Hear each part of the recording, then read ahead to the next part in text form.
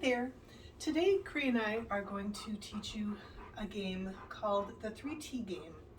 Now, what the 3 T's are tell, touch, treat. So this game helps our dogs get used to being handled when they're at the veterinarian, when they're by the groomer, when we're at home doing all of their husbandry procedures, so that they get more comfortable with the process of handling. It's hard for dogs. Being handled and being touched and being poked and prodded is not something that they naturally will really enjoy.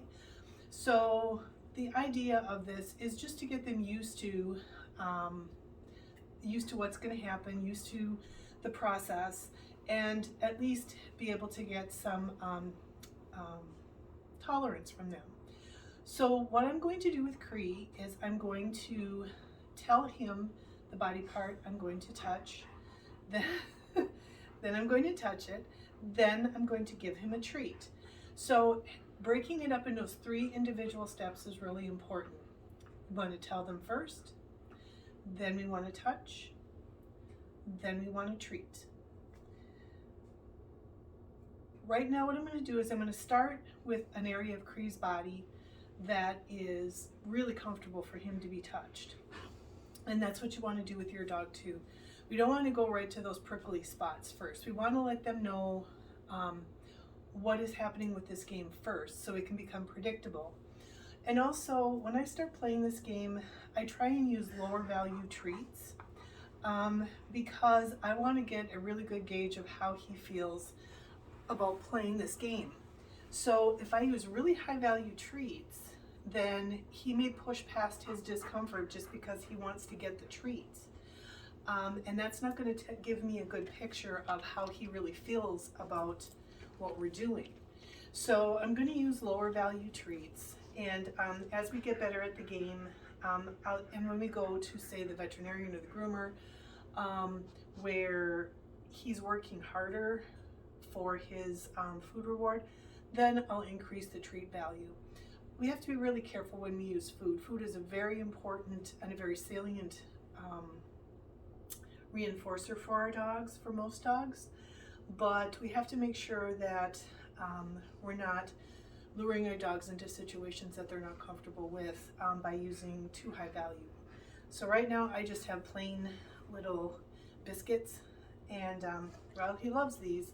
They're definitely not chicken hearts. So let's go with chest. Good boy.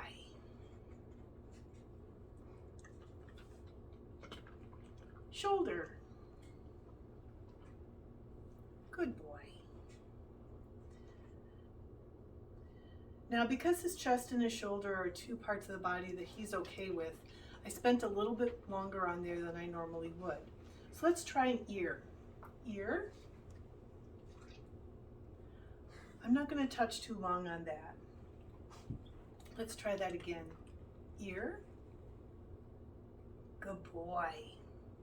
So notice how he kind of like leaned away just a little bit. It was kind of one of those, Mom, I'm not really liking that. Let's try on this side. Ear. Nope. I'm not going to even go with that. He could be rolling over, but he also could be telling me very distinctly that he doesn't want that ear touched. So what I would do in a case like this, because husbandry is one of those things where they have to be groomed, they have to go to the veterinarian and be touched. We can couple this up just a little bit with the treat. It's not something we want to do a lot, but it's something that can help bridge us to the 3 individual pieces of the puzzle.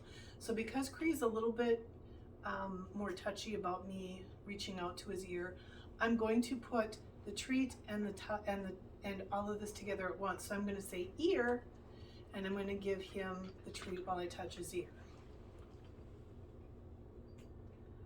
Try that again. Ear. So even though he's just tipping it over a little bit, it's not quite as uncomfortable for him. So now I'm going to try splitting it up again. Ear. Good boy. I had the treat here, so he was still saw it. Let's break it down a little bit more now. Ear, good boy.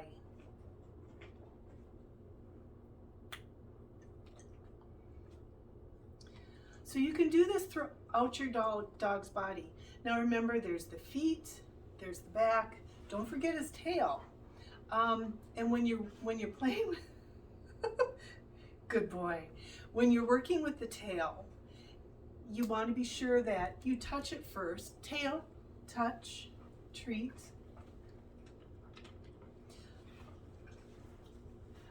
But when he gets better at that and they get more comfortable with it, then you can start moving the tail around, because after all, the veterinarian usually has to lift up his tail to take a look or to take a temperature.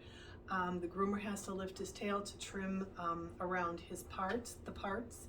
So as your dog and you get better, get into the game better, and your dog learns to trust you and you are learning how to read your dog's body language, you can spend a little bit more time at each area. And then what you want to do with this is you want to take this on the road and you want to let your groomer know, this is how I want you to work with my dog. I want you to tell my dog what body parts you're touching before you do. You'll also be able to tell the veterinarian, for example, that he seems really touchy with his feet, so we got to go slower here. So it's a really good way for you to become educated about your dog, and it's also a really good way for your dog to bond with you. It creates a trust. And there will be times, as we all know, when we go to a veterinary procedure or something that it might be a little bit more difficult, but at least you've worked with your dog to the point where they may not enjoy what's happening, but at least they trust that you've got their back. Another thing you can do with this game is work with collar touches. So you would go find their collar, and I know Curry's collar is way down here, and you would just put your fingers under the collar and go, gotcha, let go, and give a treat. So again, we're going to find the collar, just slip our fingers under it, and again, I know you can't see because he's got a lot of fur. Just slip your fingers under it. We're not pulling it. Say, gotcha. Here, buddy. Gotcha. So we do that so that our dog gets used to us manipulating their collar. If your dog doesn't like you sliding their fingers under it first, then all you can do is just touch the collar, gotcha, and then give a treat. So you always want to watch your dog and make sure they stay comfortable while you're touching them. So the collar grab is good because there may come a time when there's going to be that knee-jerk reaction where your dog is about to run past you when you're sitting at the front door, and you reach down and you grab your dog's collar. If your dog isn't somewhat comfortable with gotcha, then they may turn around and bite because that's very startling to them. So this is kind of just your insurance policy in case you have to do a grab. Another thing that you want to do is restrained holds. So when your dog is at the veterinary clinic, sometimes they have to be in a restrained hold, which means running the hand around the chest of the dog and underneath the belly of the dog. He thinks I have treats in my hand. So what you're going to do is just touch the chest, touch the belly, and say hug or snuggle, and then let go. Good boy. Snuggle. Good boy. Here, can we go this way? Thank you. So then we'll take it up to a little bit more. Snuggle. Good boy. So Cree and I have worked through this quite a bit over the years. So I moved a little bit quicker than I normally would. You want to start really slow and take it one body part at a time, naming the body part, touching the body part, and then giving a treat. Again, if you have a body part that's particularly ticklish, then you can give the treat and touch and say the body part all at the same time. But you don't want to keep that up. You want that to end as quickly as possible. You want to have 3 separate parts of the puzzle: tell, touch, and treat.